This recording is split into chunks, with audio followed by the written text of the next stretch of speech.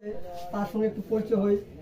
আসলে সে এই বয়সে কলেজ বা বিশ্ববিদ্যালয়ে পড়াশোনা করার কথা না করে সে কেন এই দোকানে মানে কাজ করতেছে বা শিখতেছে অথবা মোবাইল সার্ভিসিং করে ডেলিভারি দিচ্ছে। যদি তোমার নামটি বলো। আমার নাম হচ্ছে শ্রী ভক্তবিকাশ চন্দ্র।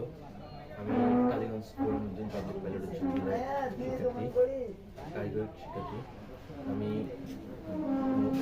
পড়াশোনার পাশাপাশি মোবাইল সার্ভিসিং শিখতেছি, কারণ এই মোবাইল সার্ভিসিংয়ের মাধ্যমে একটি পরিবার চালানো সম্ভব এবং এর মাঝে অনেক আয় উন্নতি করা যায়।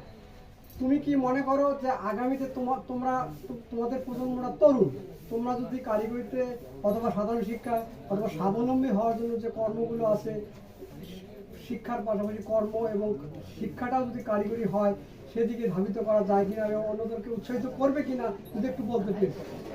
আসলে কারিগরি শিক্ষা হচ্ছে অন্যতম একটি শিক্ষা, যার কোনো বিকল্প নাই। কারিগরি শিক্ষার মাধ্যমে অনেক কিছু করা সম্ভব, যেমন মনে করেন মোবাইল সার্ভিসিং একটি অন্যতম প্রকল্প, যার মাধ্যমে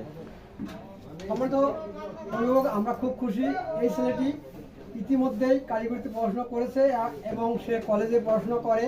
এখন কলেজে পড়াশোনার পাশাপাশি তার স্বাবলম্বিতা রক্ষায় সে মোবাইল সার্ভিসিংয়ে দোকানে কাজ করতেছে।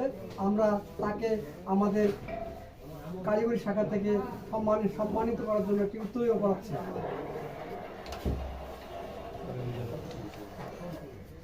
আপনাদের সবাইকে ধন্যবাদ। আসসালামু আলাইকুম।